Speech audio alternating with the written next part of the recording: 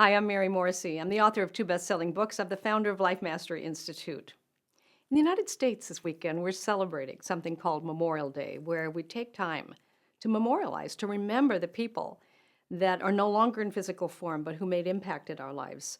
That could be an aunt, an uncle, a parent, a grandparent, a colleague, a friend, a pet, any person in our life, sometimes a child who's passed on. And no longer in physical form, no longer are we able to reach out and hold their hand or make a phone call to them or give them a hug. And how do we make contact with that being that we love that's no longer here in physical form? Now, whatever you believe about that, I've been interested in this my entire life because deep down I believe we are spiritual beings. We didn't create ourselves. We can't breathe ourselves. We can't even make our heart beat one time. We're spiritual beings having a human experience. And in the human experience, there's a birth date and there's death date, but not an end to spirit. So how do we make contact with those that we love that are no longer in physical form? That's been my interest, and that's the topic of today's conversation. Before we end today, I'm going to share with you what I believe are important stories about what's helped me in my journey in this regard, and I hope it'll help you too. Now, many, many years ago, I'm in my early 20s, and I'm married very young, and my mother-in-law's sister, her name was Midge. Now, Midge had never been married. Midge had no kids. Midge had gotten married later in her life, but she wasn't married when she was of childbearing age, so she had no children. And she was a feisty woman, and she was pretty strong in directions. And I remember her coming to visit our home. She and her new husband came to visit our home, and she told him how to run his life, and she told me how to run mine. And one of the things she said is she was watching me one day, and she says, "You don't know how to put cream on your face." And tell me, she says, "You got to rub up, never rub down. Always rub up when you're putting cream on your face. You don't want your wrinkles, you want your face to go down, you got to rub up."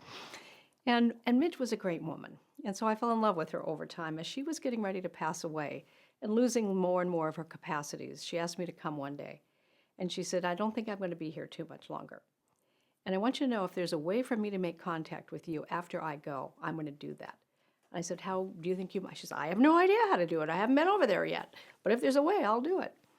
And then she ended up in the hospital, and it was, she was leaving very, very soon, and her face was all dry, and I knew how much she loved cream, so I was putting some cream on her face, and she could hardly speak, and she says, "Mary, rub up, rub up."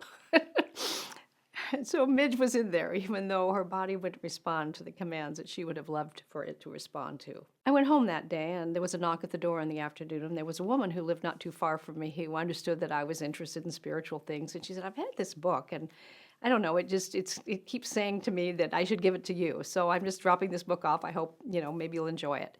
The name of the book was Symbols, and inside it was like a dictionary full of what each thing might mean in a symbolic meaning. So I appreciated the gift. I set it on my dresser, and I went about my day. Later that night, Midge passed away.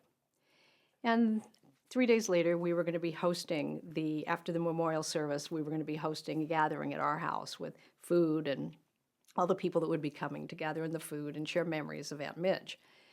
Well, I was rushing around trying to get the house clean, and I was fussing about wanting my house to be really clean for this party, and I swept up the front hall, and I opened the front door and took out the dustpan out the front door, and I was going to dump the dustpan in the garden there. And right in front of our house, in the circular driveway, this big whirlwind appeared. I mean, this just like it came out of nowhere, this huge whirlwind, and it just came closer and closer to me. And I caught my breath. I thought it was going to either knock me over or push me back in the house. This whirlwind came, and as it got close to me, I heard, "Don't worry about the house. I'm free now. Dance with me." And I heard it in her voice. Now, I wasn't even thinking about Aunt Midge at that moment. I was thinking about getting my house clean. And this whirlwind came.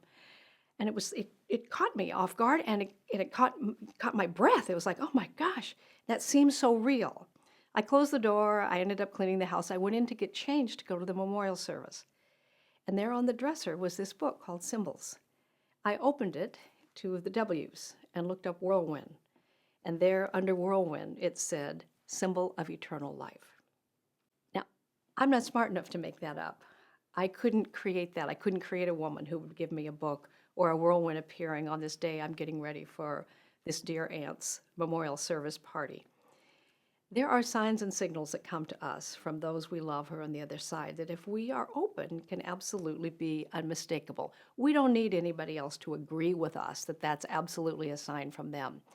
We have this thing inside of us of natural knowing, and if it seems right to you, then it is right to you. And I have always felt that Aunt Midge found a way to let Mary know that there was eternal life and she was part of it, and that I didn't need to fuss about my dusty floor, but to celebrate her life because she was now free to dance in the way she had always wanted to dance.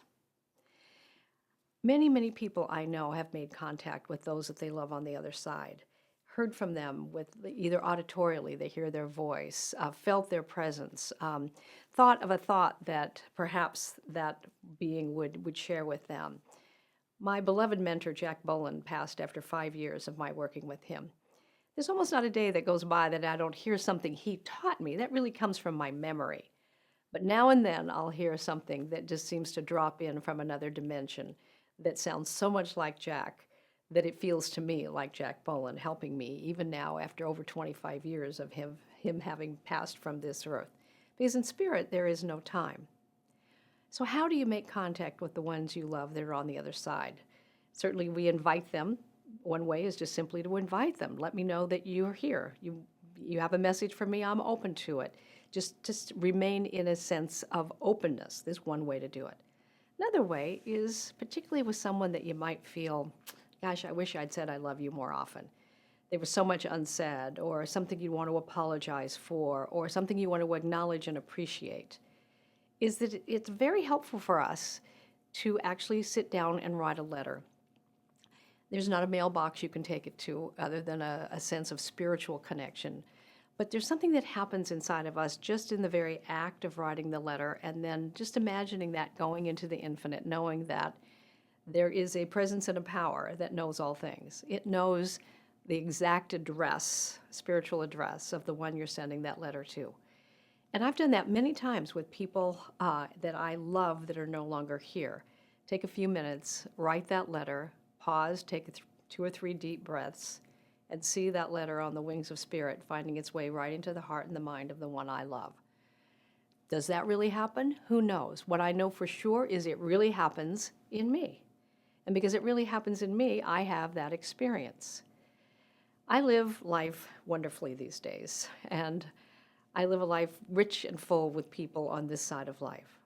And I live a life rich and full with people I love, my parents, others, good friends, some of my dearest friends who are no longer here on this side of things. What I know for you is every one of us gets touched by death one way or another, because in this life there is what we know of as human life, and there is what we know of as human death. But intermixed and all around this is a life in which there is no death, a love in which there is no ending, and that's available to every single one of us. On this Memorial Day, as you remember people you love, and that's not just an American holiday. No matter where you are in the world, we have people we love who have moved on. Today, extend your heart, maybe write a letter, but know this, there are messages that have your name on them that are available to you, and a relationship that's beyond telephones and hands, a relationship in love, a relationship in spirit, a relationship that's real, and a relationship that I believe is eternal. Now, if you've enjoyed this video, then go ahead and share it and subscribe to my YouTube channel if you haven't done that already. What's something that opened up for you as a result of watching this video? Go ahead, share your thoughts, your ideas, your insights with me in your comments in the section below. I love hearing from you. Anyway, thanks for watching. I'll see you real soon. Bye for now.